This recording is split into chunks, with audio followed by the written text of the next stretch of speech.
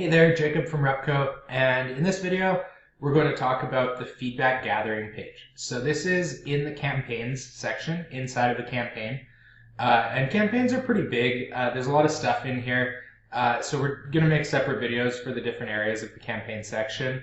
But the feedback page specifically configures where we're going to send people that click on the link in the email or text message that you send them when you're requesting feedback.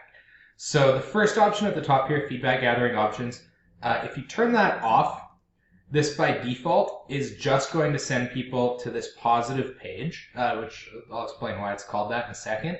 But this is the page that just asks for a review. No internal feedback requested.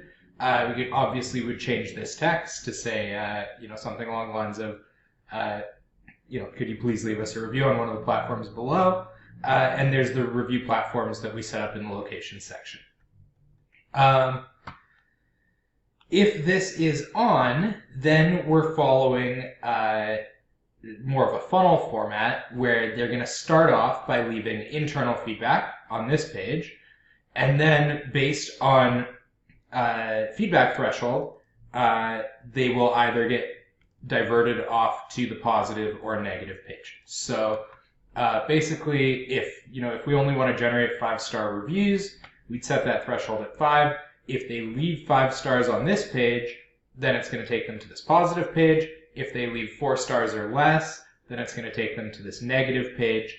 And on the negative page, it doesn't ask them to leave public review. It just takes their private feedback into consideration. So if we go back to the main page, there's a lot of stuff that we can do here. So one thing, by default, this will use the logo for the business. You can replace this with a custom logo if you'd like. The background color you can change to any hexadecimal color that you'd like to match your branding. Make that red. Here's the feedback threshold that we just talked about. Then in the questions that we ask them, so we can make this as simple or as complex as we want. So the way that you're going to generate the most reviews is by making this form as simple as possible. Even to the point of we could get rid of this review text input completely and make this just stars and a submit, and then funnel people off to request a review on the positive or negative page. This also has the capability of collecting useful business data. So by default, that field that I just deleted is the review text input label. So that's different, slightly different than the text sections. So if we choose a text field here, it's going to be an option where people, and this should go up here. These are drag and drop, by the way, so we put this up here above the submit button.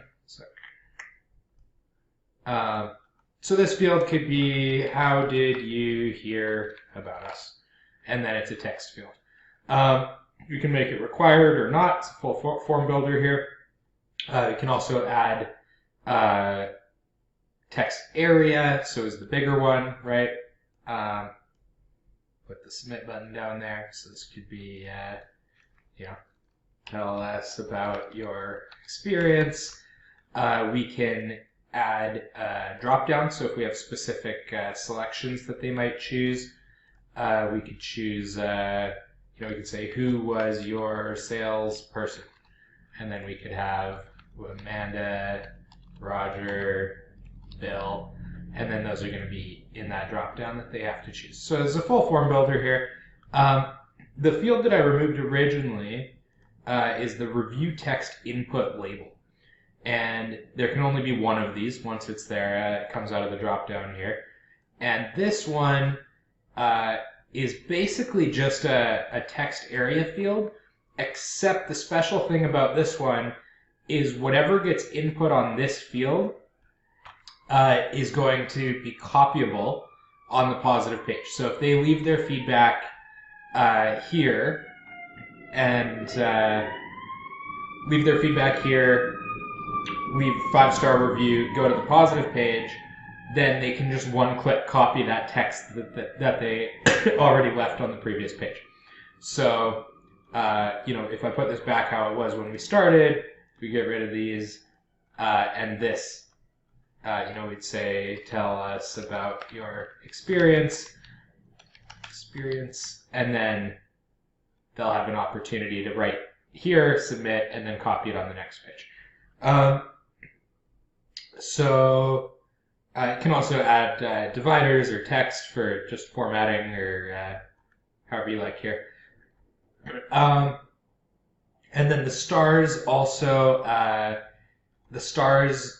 when you hover over them, it doesn't show in the preview here, but when you hover, it'll show what that means. So if I click this Show Labels dropdown, by default, 1 will say poor under it, 2 will say fair, 3 good, 4 very good, and 5 excellent. These are editable, so you can change what shows up when you hover.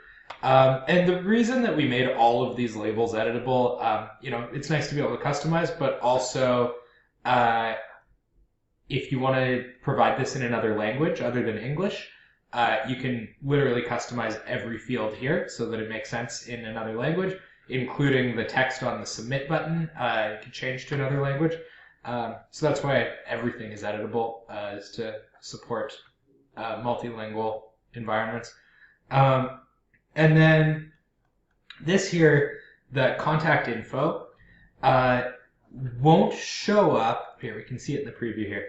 This phone and email won't show up if you send requests. So through, it's in another video here, but in message templates, if you send a request by text message or email, we don't need to get their phone number or email because it's already attached to their submission. However, if you use one of the other methods for requesting feedback, so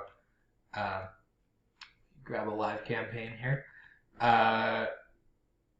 So we have a number of options for adding contacts. So if we add them through a CSV, Zapier, through the contact form, we're already going to have their email and or phone number. But then there's 2 public feedback options. So one is the QR code that you could print out, and the other is an embed code that can go on your website.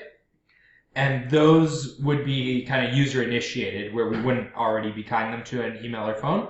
So on those 2 versions, it's going to display the phone and email section here.